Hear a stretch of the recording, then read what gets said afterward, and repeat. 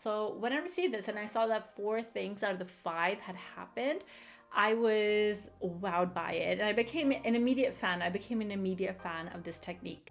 Hello everyone, my name is Neha and I am on the journey to self-discovery and self-love. Thank you so much for tuning into this video. Today, we're going to talk all about how to write a letter to your future self. So let's start off by talking about what exactly it means to write a letter to your future self and why it's a great habit to get into.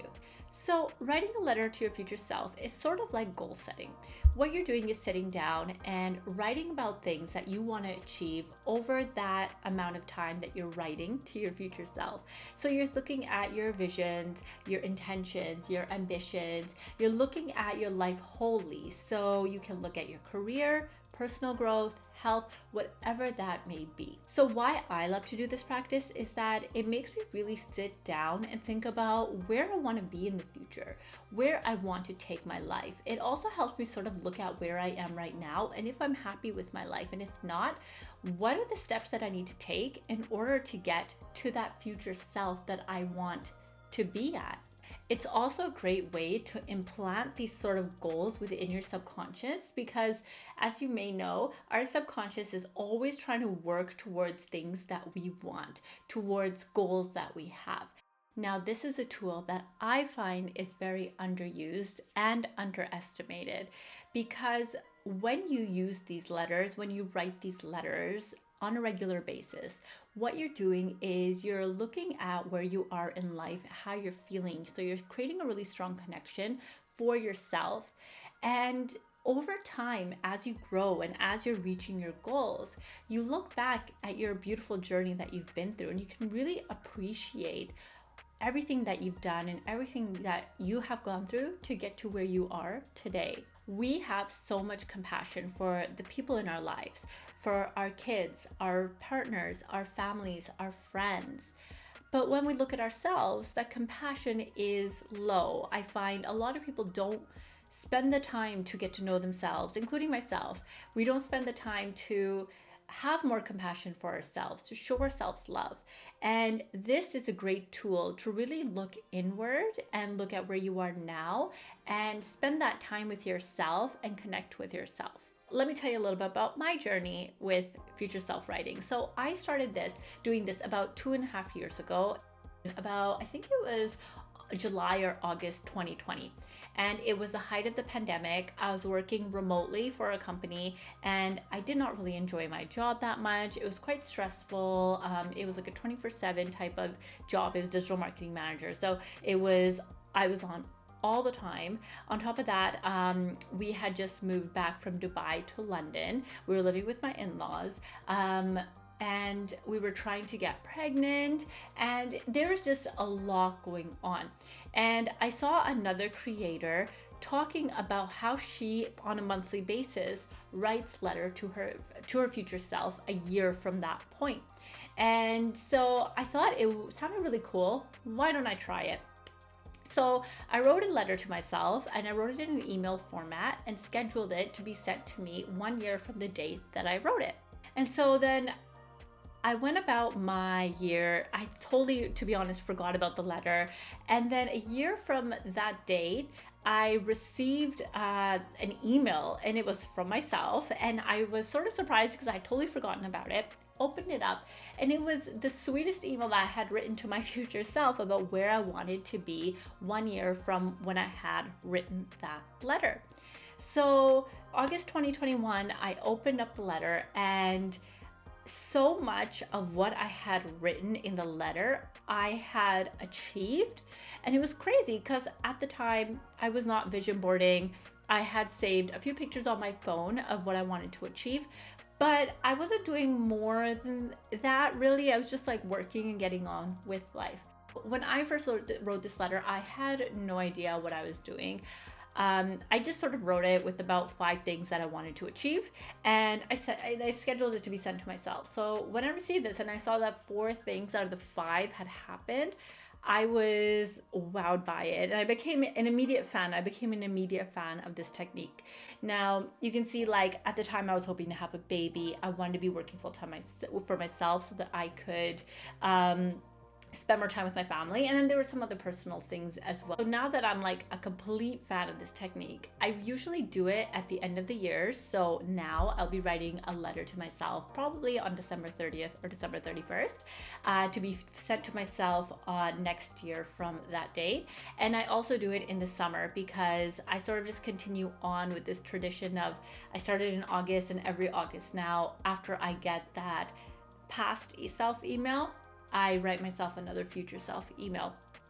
And it's just like a nice check-in every, I guess it's like eight months and then 5 months, to see where I am in life, and if any of my goals have changed, or if I need to change my direction or what I'm doing in order to get me closer to my goals. It's a great way to check in with yourself. So now I'm going to share with you how exactly I do this so that you have an idea of how you can do it for yourself. Firstly, I address the email to myself. So I always say, "Dear Neha," and then I go into the meat of it, okay? So when I go into it, what I do is I start off by talking about where I currently am in life and how I'm feeling, okay?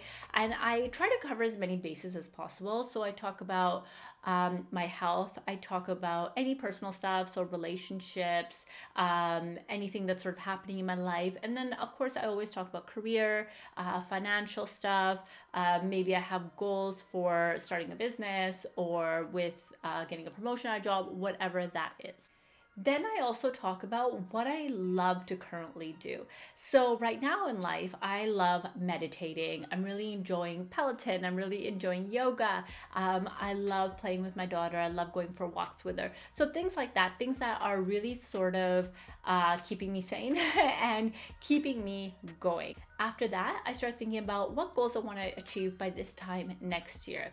So I would say for me, I try to be realistic, but at the same time, I go a little bit above reality, if that makes sense. So if, for example, my goal is to have my own business, I will then maybe add a financial figure to it. So maybe I'll say I want my own business and I want to be making, I don't know, 100,000 pounds a year.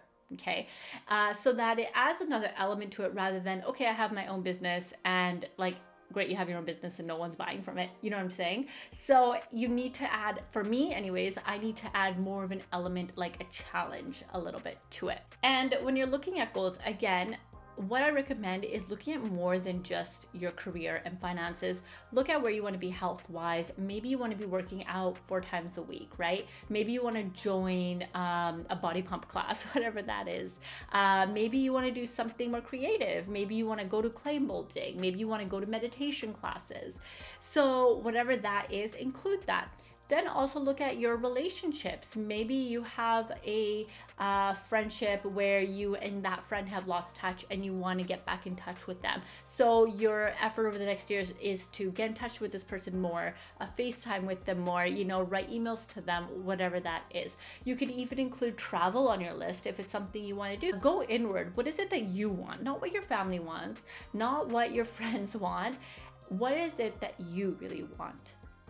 Also think about how you want to feel 1 year from now. Really dive into your feelings now and if you want that to change.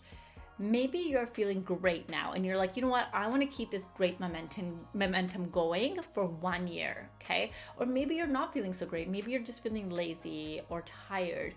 Then in 1 year, how do you want to feel? What is that? By putting these sort of goals in place, these visions and intentions, you're going to start working towards them because it's, again, all in your subconscious mind. And the last thing that I do is include a little love note to myself. So what I might mean by this is just writing some kind words to yourself, right? So it could be, for example, you are doing so well in life and I can see how hard you're working. I can see how much you love yourself and all the work that you have done. Continue to do the same.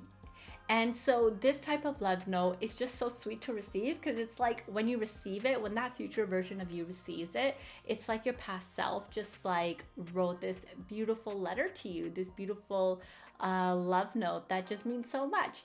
And then of course sign it off from your name, and then all you have to do is, I always do this in an email, so schedule the email 1 year from that date that you wrote it, and that's it. So some people love to do this on a monthly basis, and that's fantastic because it's something that you can look over the next month and see how far you've come. For me, I like to do it twice a year, like I mentioned, and that works really, really well for me because I feel like there's a good chunk of time in between to help me achieve my goals, or if there's any changes happening in my life, maybe my goal has changed, then I can look back and see where I was and what my goal used to be. So to help you guys out, you can find the link below to a free downloadable for an email to your future self. This is going to be laid out super easy for you. You just have to copy and paste it into an email and fill it in however works best for you. Thank you so much for tuning in. You can follow me on TikTok and Instagram, where I share snippets of my journey for discovering myself, self-love, and spirituality. You can also like and subscribe to my YouTube channel for more great videos like this. And I would love to hear from you guys. So what you would like to see more of next, let me know.